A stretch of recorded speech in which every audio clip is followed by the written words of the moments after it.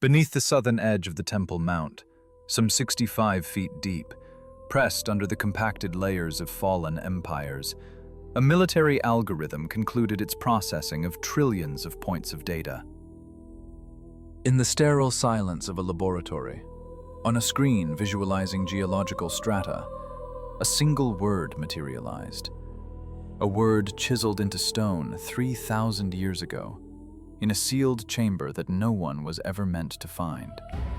This word was not the name of a king, the date of a battle, or a list of treasures.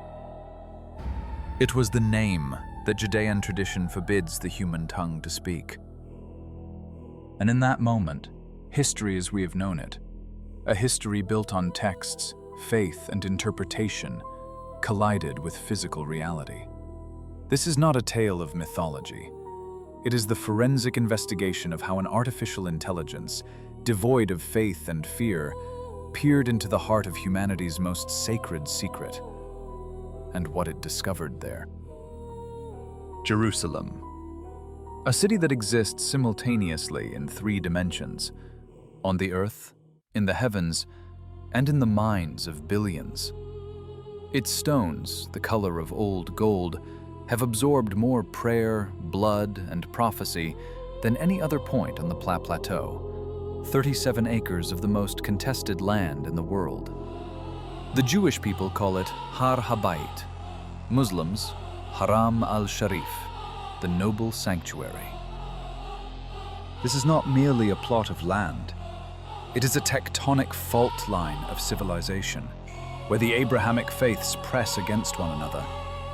Any careless vibration here threatens to trigger an earthquake on a global scale.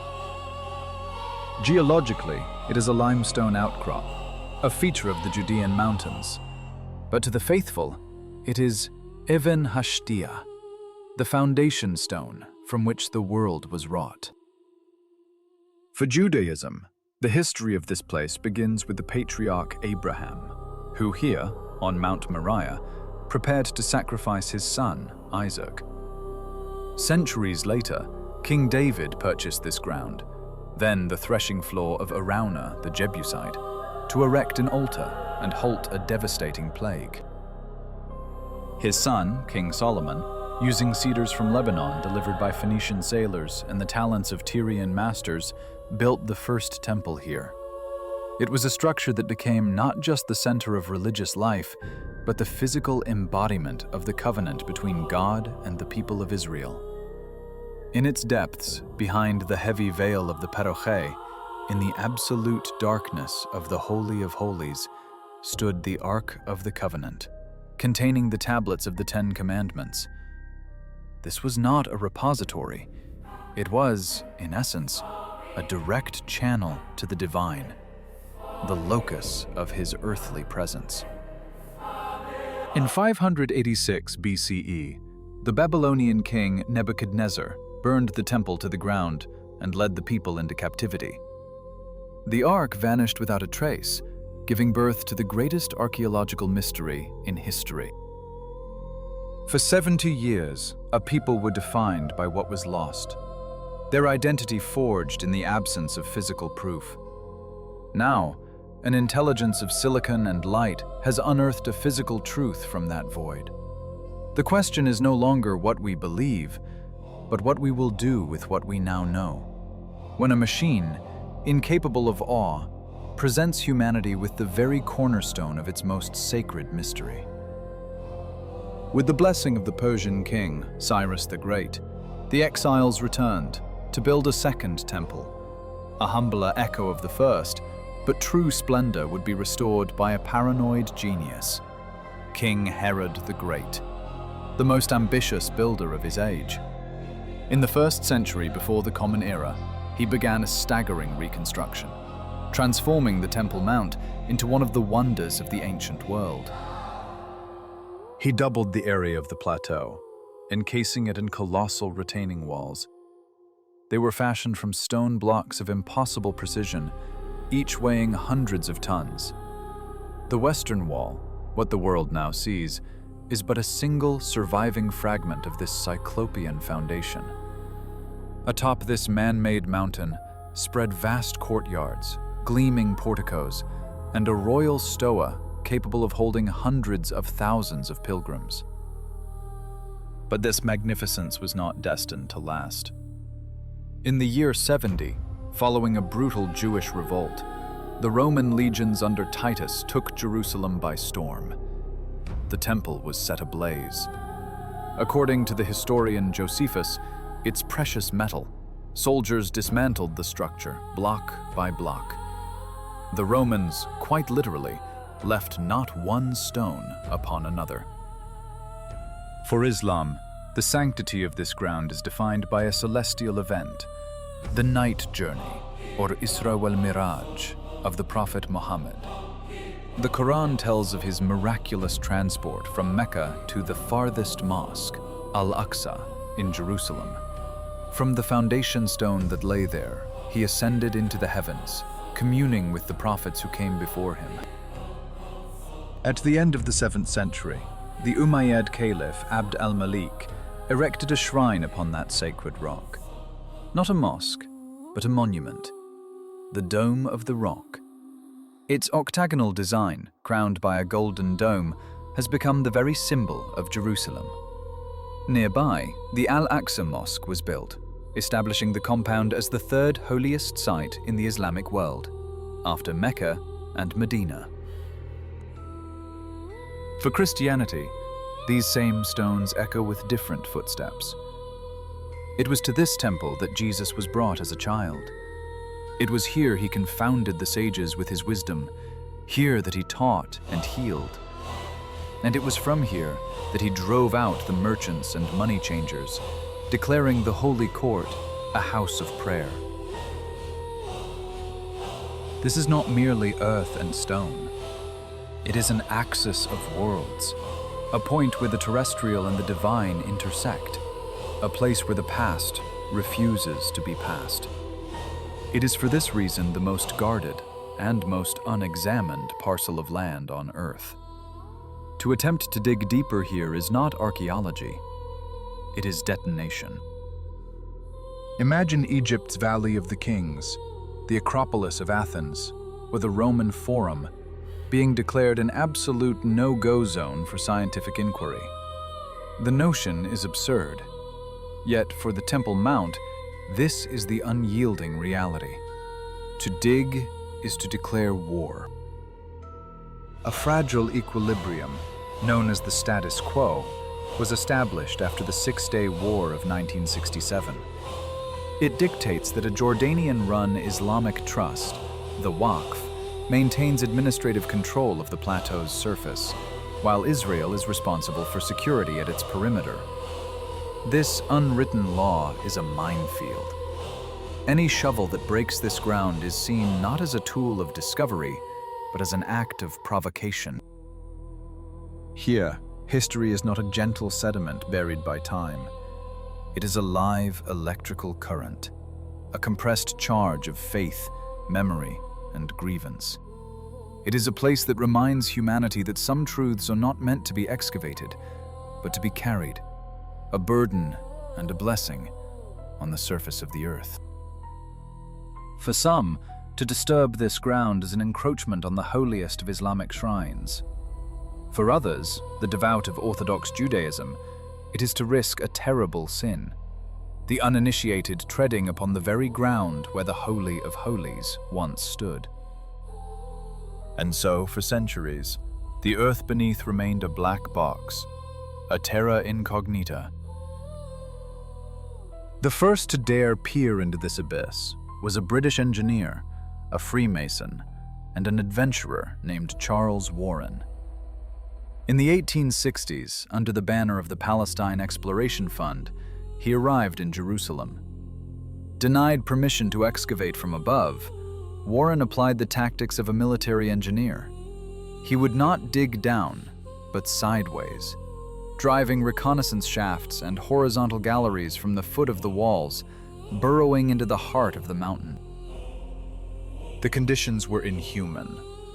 In pitch darkness, lit only by oil lamps, they risked collapse and asphyxiation from the stale air. Yet what he found was extraordinary. The shaft that now bears his name, an ancient water system, perhaps the very conduit through which King David's warriors first seized the city. He stumbled upon giant cisterns, sealed passageways, and colossal masonry arches disappearing into the unknown, dozens of meters below the modern world. His hand-drawn maps were not scientific charts, but tantalizing sketches of a labyrinth. They hinted at a hidden world, but offered no key. After Warren, a silence of nearly a century fell. All research was confined to the perimeter of the Wen 60s, conducted massive excavations at the southern and western walls, unearthing Umayyad palaces, broad avenues from the Second Temple era, and the very steps trod by ancient pilgrims. But the mountain itself remained inviolate. This held true until a scandalous incident in the late 1990s. During construction to expand an underground mosque in the area known as Solomon's Stables, the Islamic Waqf, without any archaeological supervision, brought in heavy machinery. Hundreds of tons of ancient earth, saturated with history, were gouged from the mountain. 400 truckloads of priceless archaeological context were simply hauled away and dumped in the Kidron Valley as construction debris. For archaeologists, it was an irreparable tragedy, an act of cultural vandalism. But for two Israeli scholars, Gabriel Barkai and Zaki Dvira, it became the chance of a lifetime. They could not dig on the mountain, but now the mountain had come to them.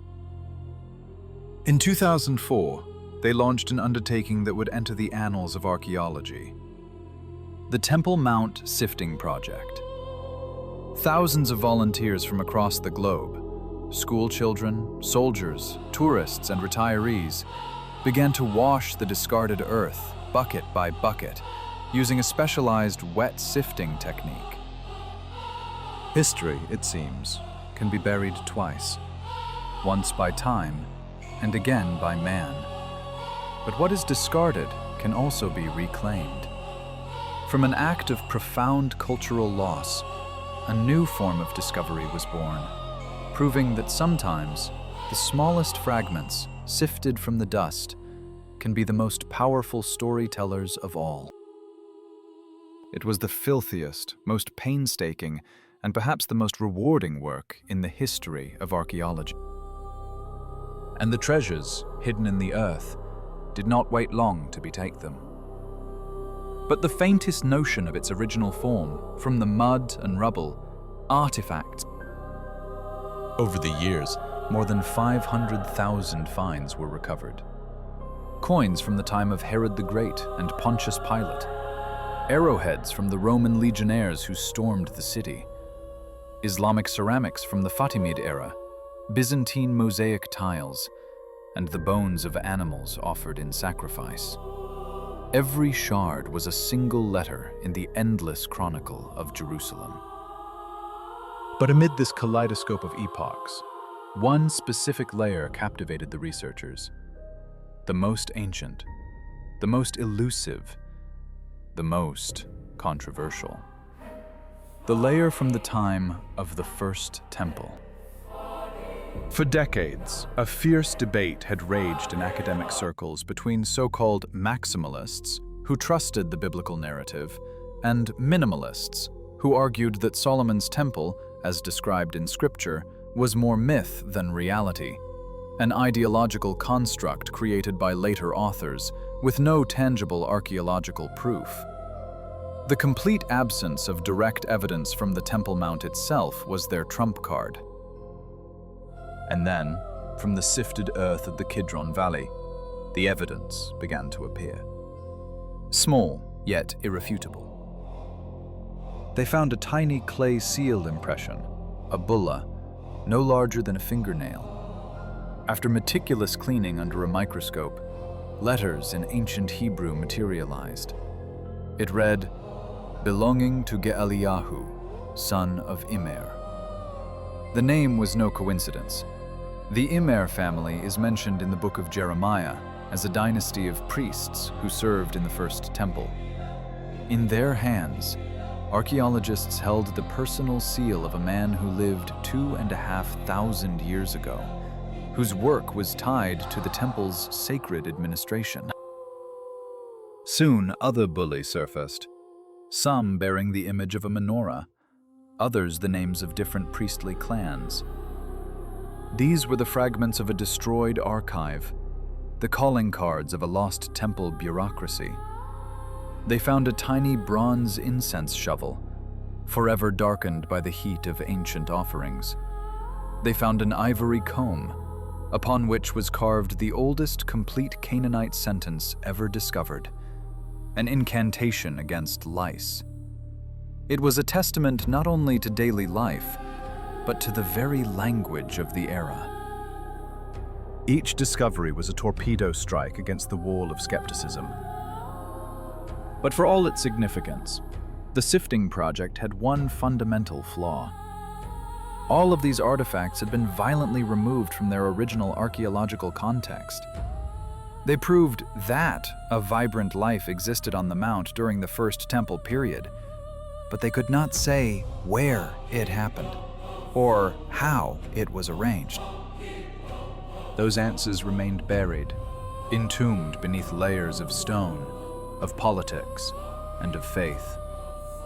To peer into that darkness would require more than just a new tool. It would require an entirely new way of seeing. It began with a new way of seeing. Between the years 2021 and 2024, a new interdisciplinary group of researchers returned to the foot of the mountain. They held no permit to excavate, but they possessed two revolutionary keys. The first was a stack of dusty, yellowed maps, drafted by British officers from the Palestine Exploration Fund, deep in the age of the Ottoman Empire. These were the very officers who had followed in the footsteps of Charles Warren, sketching the tunnels, cisterns, and stairways before they were sealed once more. For generations, these maps had been dismissed as little more than historical curiosities, inaccurate, obsolete. The second key was a profoundly complex artificial intelligence, a self-learning neural network trained to analyze immense arrays of geological data. Instead of shovels, they wielded ground-penetrating radar and seismic tomography, technologies that send radio waves and acoustic pulses deep into the bedrock, analyzing their reflections to create a three-dimensional chart of subterranean voids and density anomalies. Individually, these keys were almost useless. The maps were too imprecise. The raw data from the scans, a chaotic storm of digital noise, nearly impossible for the human mind to interpret. And here, the breakthrough occurred. The researchers fed both to the artificial intelligence. They gave it a seemingly impossible task: to find, within the hyper-accurate but blind modern data, the ghostly contours drawn by hand 150 years ago. The machine began its work. For hours, then for days, it cross-referenced millions of data points, hunting for hidden patterns the human eye could never discern. And then, on the screen, outlines began to resolve from the static. A sealed staircase from a British map aligned perfectly with an elongated void on the radar scan. A forgotten tunnel matched another, the faint, spectral trace of a long-vanished tattoo. The artificial intelligence had seen the ghosts in the maps. It proved that the subterranean world was real, located precisely where the last human eyes had seen it more than a century before. Now the team possessed an exact digital map of a hidden world. They received permission for limited work, confined to the known tunnels of the Western Wall, adjacent to the mountain. While dismantling a later wall, workers stumbled upon steps carved from the limestone, descending into impenetrable darkness. Lowering themselves down, they entered a small chamber where the air was as still as a sealed tomb. Crudely carved into the walls were early Christian crosses. It was a Byzantine prayer hall, a chapel from the 4th or 5th century. But the most important discovery lay underfoot. The foundation of this chapel was built from gigantic, perfectly hewn stone blocks, fitted together without the slightest gap. It was a silent testament that history is not a simple line, but a series of layers, each built upon the mysteries of the one that came before, each waiting for a new way of seeing to bring its secrets back into the light. The joints were unmistakable. Herodian, the signature masonry of the Second Temple period. Yet even beneath it, in a corner where the floor had collapsed, a more ancient layer was visible. Cruder, but no less monumental.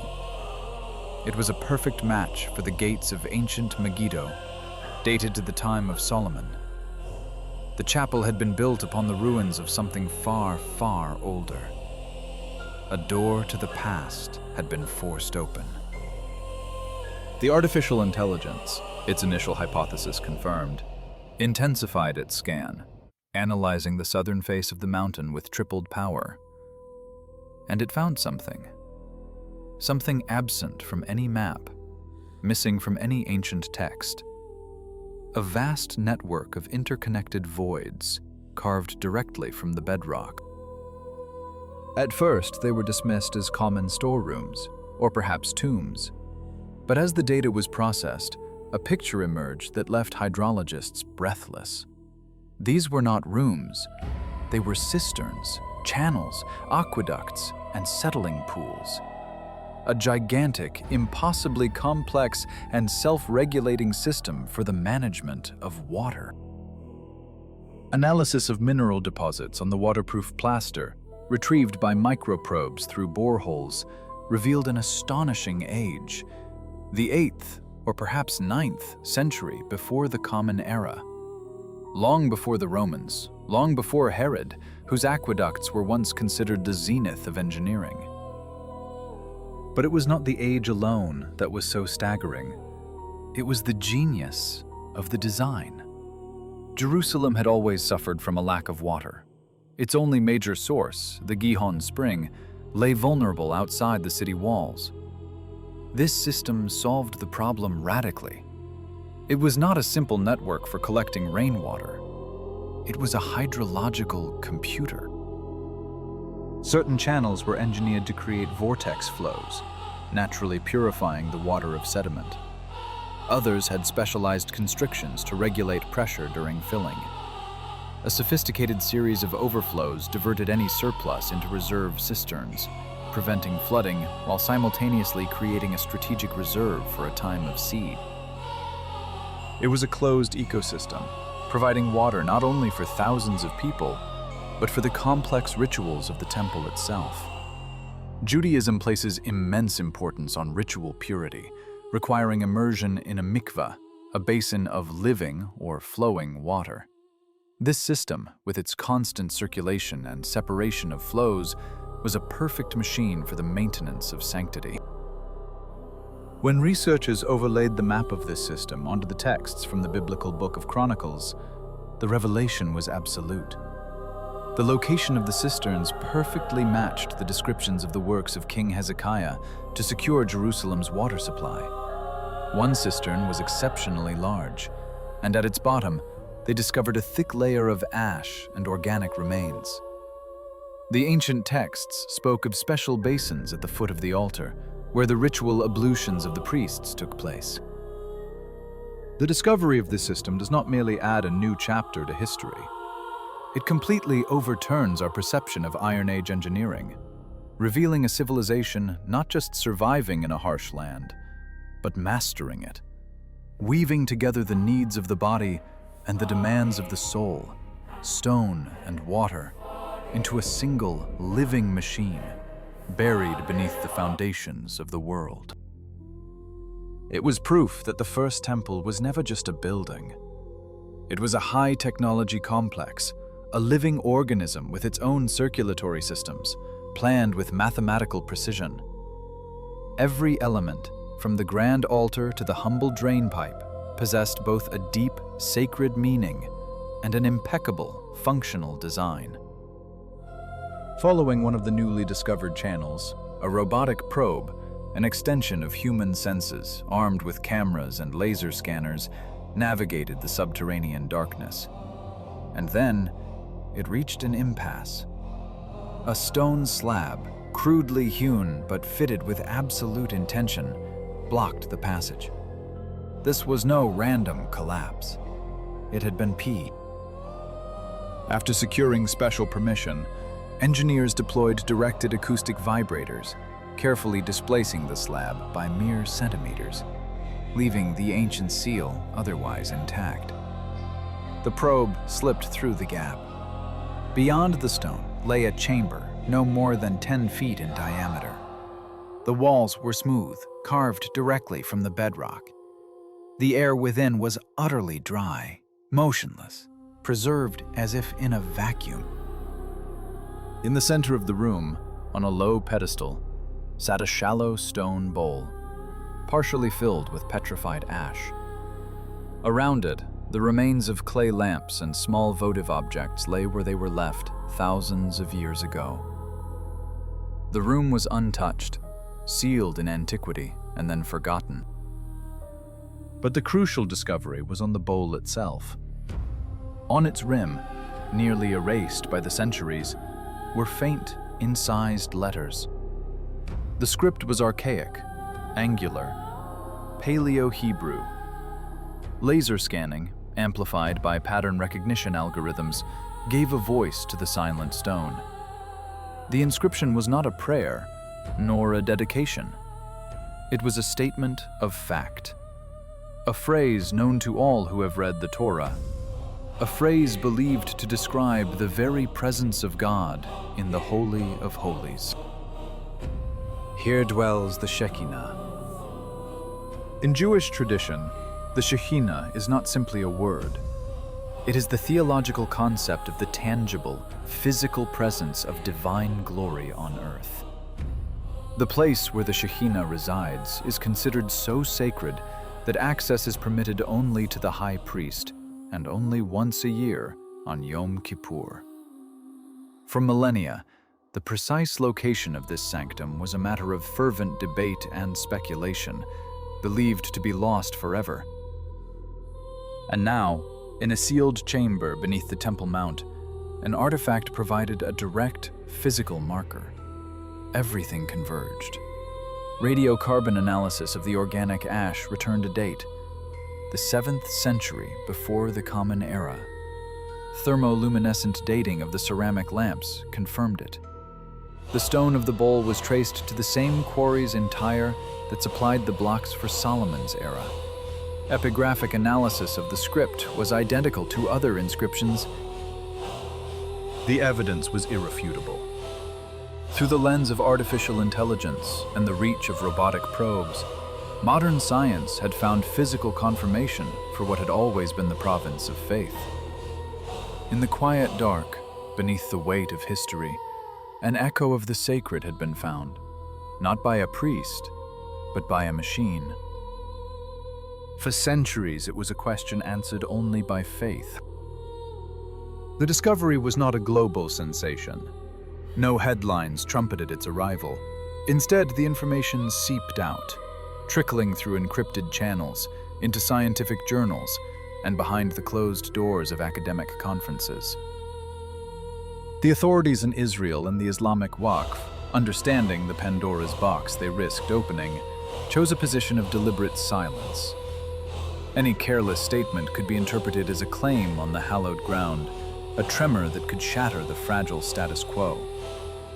But silence could not contain the magnitude of the find.